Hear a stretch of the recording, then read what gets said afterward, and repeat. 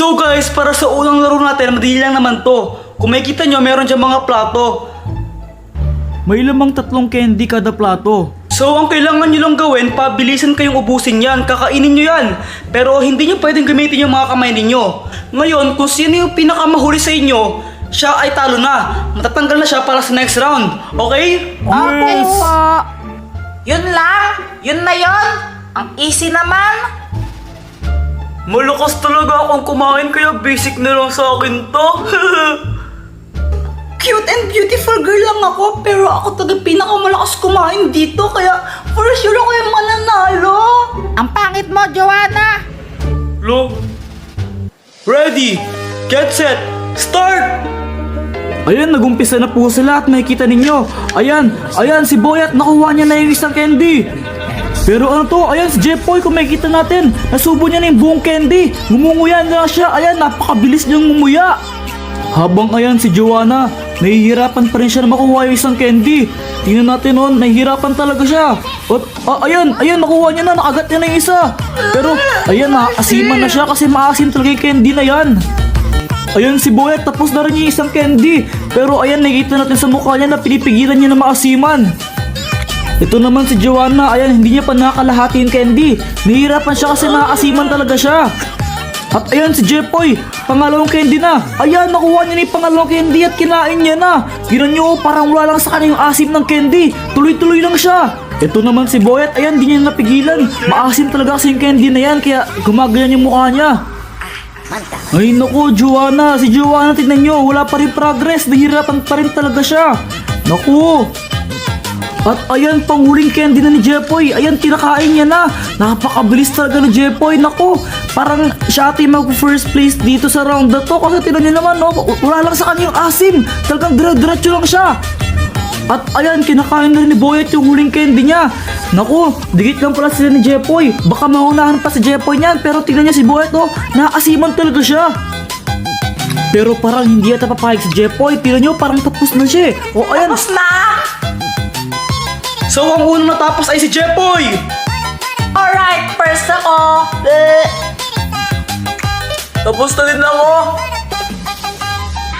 At ayun, natapos na si Boyet!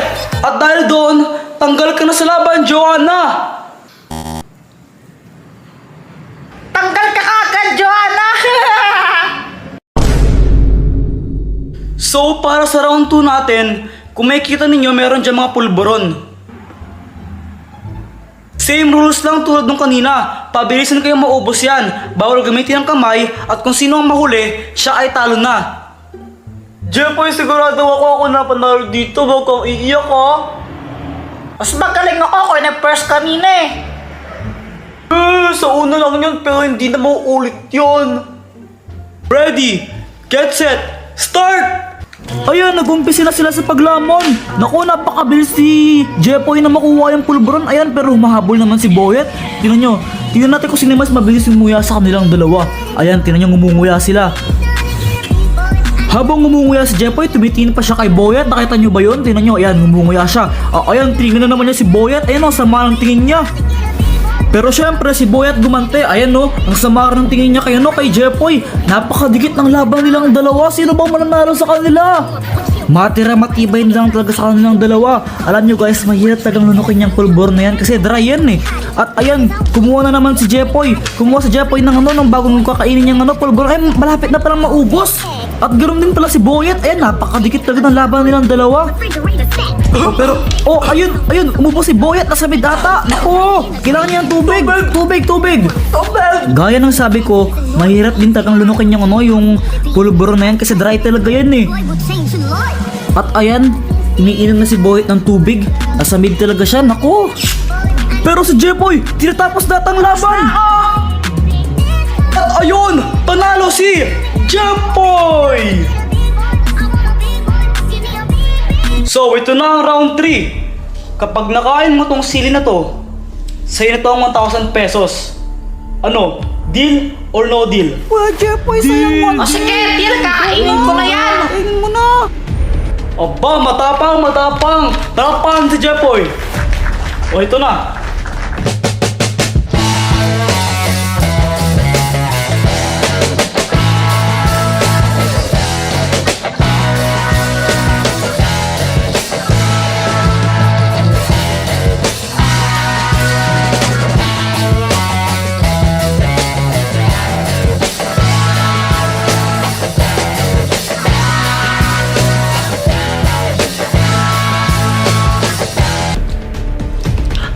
Okay na! Yeah! Wow! Nakaya ni Jepoy! Nakaya niya! Napakatapang naman ni Jepoy! At dahil dyan, Angang! Sobrang angang!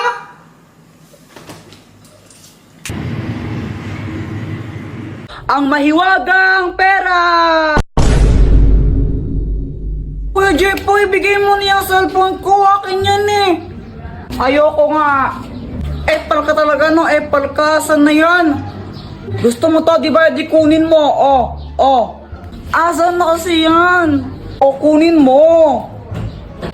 Asan na kasi yan? Touch. Bye, touch. Oh, hello mga anak. Andito pala kayo. Magpakabait kayo ah. Touch. Bye. Hala, si Papa lasing na naman.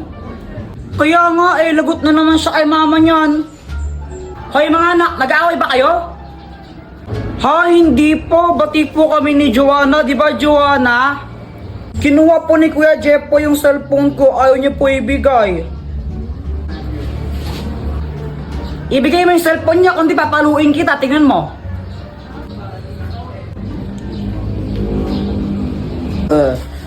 Oh Yani, hello. Ang ganda-ganda naman ng asawa ko. Ay, lasing ka na naman, ha? Ako lasing? Hindi ako lasing. Walang lasing dito. Sino bang lasing, ha? Wala ka na ginawa, di uminom ng uminom. Di ba, sana kung marami tayong pera, pero wala tayong pera. La, Joanna, nag-aaway na naman sila mama at papa dito sa labas. Nakaya. Kaya nga, yan ang gagawin natin. Alam ko na, sandali lang. Dr. Kwak-Kwak, tulungan mo ako. Jepoy, anong kailangan mo? Sila mama kasi nag-aaway na naman dun sa labas. Ang kakahiya, madaming tao dun. Tapos di namin sila maawat, di ko alam yung gagawin. Tulungan mo naman kami. Hala, grabe naman. O ito, ang mahiwagang pera! Anong gagawin ko dito? Ganito lang ang gagawin mo. Ibigay mo yan sa nanay mo. Tapos sabihin mo, pinabibigay yan ng tatay mo. Tingnan mo, hindi na siya magagalit. O sige po, Dr. Kwak-Kwak, salamat. Ay, hindi ako nanahimik ha? Hindi ako nanahimik. Kasi ikaw, gigil na gigil talaga ako sa'yo. Mama, pinabibigay nga po pala ni Papa to sa'yo. Bigay ba talaga to ng tatay mo, ha? Opo, kanina pa po niya pinabibigay. Nakalimutan ko lang ibigay. Hoy, Lando, galing ba talaga sa'yo to, ha? Ako yung nagbigay niyang, yung 20. Kasi love kita eh. Gusto ko yung pera ko, bibigay ko sa'yo, ganun. Nagigil talaga ako sa'yo eh. O tara na, pinagluto ka ng favorite mong adobo. Tara, kain na tayo. Yan ang gusto ko sa'yo eh. Ang galing mo naman, Kuya Jepoy. Tayo pa uwi oh. Praise? O sige. Hoy, madaya. Joanna, nauna ako sa'yo. Ang bagal-bagal mo. Kuya Jepoy, tama na. Pagod na ako. Uy, Joanna, tingnan mo may pagkain no. Uy, bigyan mo naman ako. Sige sa tayo. Yay! Buti na lang nag-iwan si mama ng pang-merienda natin, no? Kaya nga eh. Hay! Diyos ko, baka di ako kinain yan. Nung isang linggo pa yung tinapay niyan eh. Tinan mo, inaamag na nga, kinain nyo pa. Si Kuya Jepoy kasi. Ako na naman sinisi mo, buwisit ka. Bala kayo, sasakit na yung mga tiyan yung sinagawa ninyo eh. Napapataing na tuloy ako. Visit ka kasi, Kuya Jepoy. Yan, magtatain naman kayo. Buti nga sa'yo, napapatay ka na. Lo, pati ako. Joanna, bilisan mo. Joanna, bilisan mo. Joanna.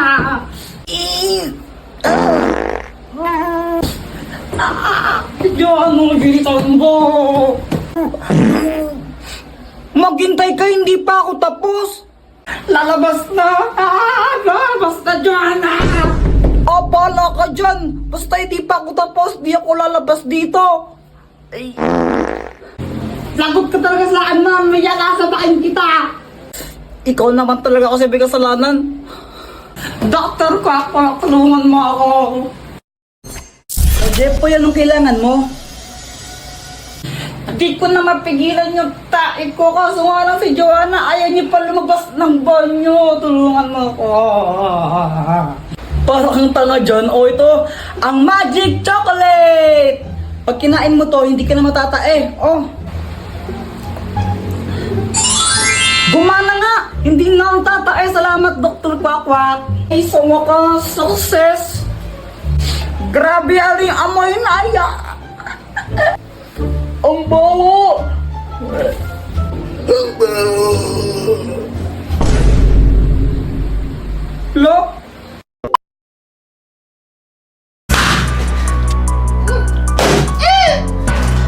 Ikaw ang panalo! Uy, may chocolate!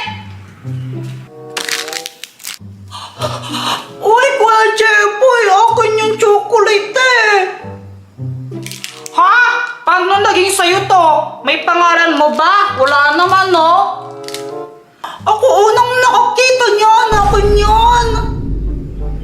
Uwak kayo unang nakahawak. Ibigay mo na sa akin yan! Akin yan eh! Ay, ayoko nga! Oh, ba't nag-aaway kayo? Si Kuya Jepoy po kasi! Ako unang nakakita ng chocolate na yun! Akin yun eh! Ayaw niya ibigay! Ha? Ako ngayon ang nakahawak neto eh. Akin nga yan! Actually, sa akin talaga chocolate yan eh. Naiwan ko lang dyan. Lo? Ha?